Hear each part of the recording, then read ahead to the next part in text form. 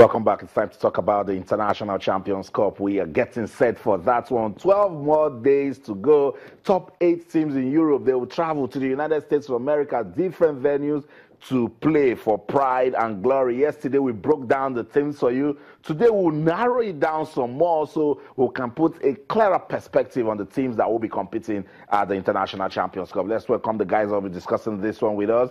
Alfred Okoligwe is here. Alfred, good to have you on the program. Pleasure. It's a pleasure. It's always my Austin. Fantastic. And then Joseph Mukuzi. Joseph, a lot of football in action. We're just leaving the Confederations Cup. Yeah. Now the International Champions Cup is here. Well, fantastic grand finale for teams preparing for pre-season. I mean, you cannot ask for a better opportunity than a competition of this nature. 8 teams, you know, in the United States. And when you look at the likes of Real Madrid playing Barcelona, it couldn't have been. I mean, this is El Clasico in Miami. It doesn't get any much bigger than that. I know. This is really fantastic. It affords them an opportunity to tap into a huge fan base that exists outside the shores of their land, you know, draw huge crowds, significant appearance fee also, you know, for the team. So it couldn't have, according to Ramos, I mean, it helps them to get started on time and get into that peak form required to defend, you know, the competition that they've won. So this is really a fantastic tournament for them, I must say. Good one. The 2017 International Champions Cup, it's known as the ICC, not the International Cricket Council. International Champions Cup. It will be the 5th of the edition of this will be the 5th edition of a series of friendly association football matches. It is organized to stimulate the tournament. It is scheduled to begin on the 18th of this month and will run till the end of the month. Real Madrid and Barcelona were the first 2 teams, and that's the teams we will give attention to tonight on the program. Real Madrid, Barcelona, first 2 teams to announce that they will compete in this one. It means, Alfred, that they know they can use this one to start preparing for the new season. I mean, like just like Joseph mentioned, this is a huge opportunity. Can you get tired of watching the Clasico? Each time you watch it, it always throws up something. There's this rivalry, perhaps maybe the biggest, you know, when it comes to competitive games, 2 teams that they've been at the neck of each other for donkey years. And so for them, last time out they shared it, while Barcelona won the cup, Real Madrid ran away with the league trophy. But one interesting thing about this ICC, interesting thing, something happened in 2014.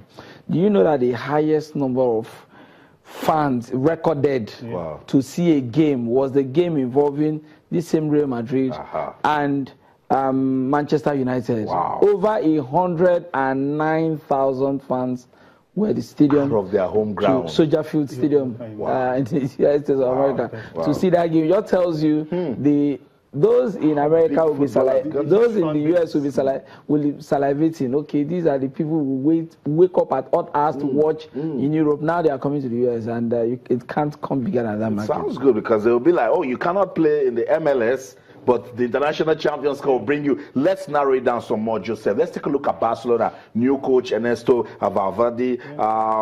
New players are also expected to come in. We know Bellerin and some other players that are also watching.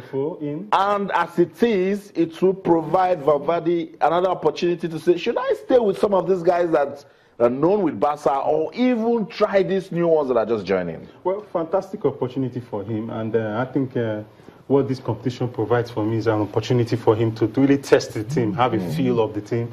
You know, he has a 2-year contract, so he knows that he's working on a thin line. You know, Barcelona will not hesitate to do Rafa Benitez on him if he screws up.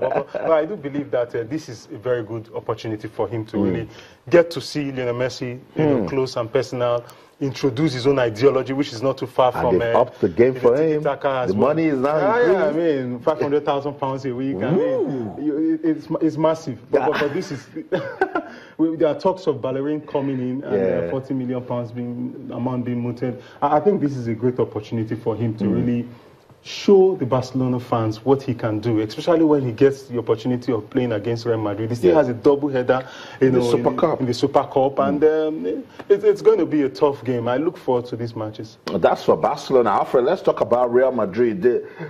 Should I say the team that is to be beaten, Real Madrid, because this season that just ended, they were on fire. Won the Champions League, won the league. And for Zinedine Zidane, a lot of options, but Pepe is out of the team. He will be trying to see how he can put a team together that will start with the Super Cup and, if possible, defend their league title. The word Galacticos was, that's what was given to the world by Real Madrid. They end up signing the big stars. That has always been their policy. But you're looking at, the build-up to the new season. If we expect that maybe the likes of the man you see on your screen there, Cristiano Ronaldo, to be part of the action, it might not happen because he was at the Confederations Cup. He might just get an extended leave, sort of. But what, like you said, for Real Madrid players to come in, they've not really shown their hands yet. The talk is about the likes of Eden Hazard. Is it a possibility? Marco Verratti, we hear, is going to Barcelona, but to also will Gareth Bale leave? Will Gareth Bale leave? Who is coming in? Who is going where? Mbappe is the talk of this morning. No, this morning, hearing that they've sent word to him that don't worry, we are coming. I know whoever Real Madrid wants, they will get, because the kind of money that they offer you, it's just something that will just tilt the market. But looking at them, Real Madrid knows that it took them a number of years for them to win the title.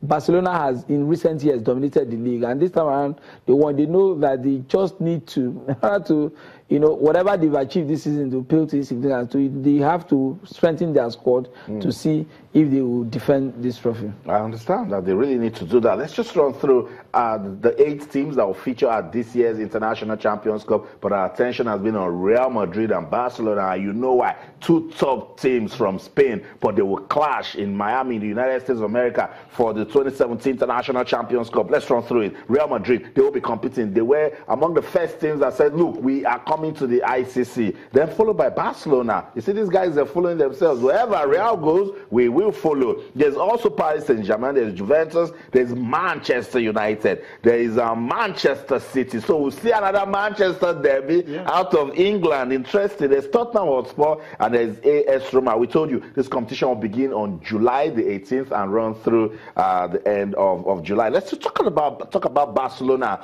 There's this spirit that keeps going on and on in Barca. They play the beautiful brand of football that I would love to see. And for Valverde, the talks in the media is that this guy is coming from Atletico Bilbao. Does he have that clout, that leadership quality to move Barca to the level where we'll say, yes, there's some consistency? Well, he's not a typical Barcelona coach. He doesn't have much in terms of profile. He's not a Johan Cruyff. He's not a Rijkaard kind of coach, or, one of those big guys. Pep Guardiola? Yeah, Pep Guardiola of this world. But one thing he has is that he's from Bilbao. The football he played while in Bilbao, as their coach, was quite, close to what Barcelona played. Quite solid, quite fluid kind of football.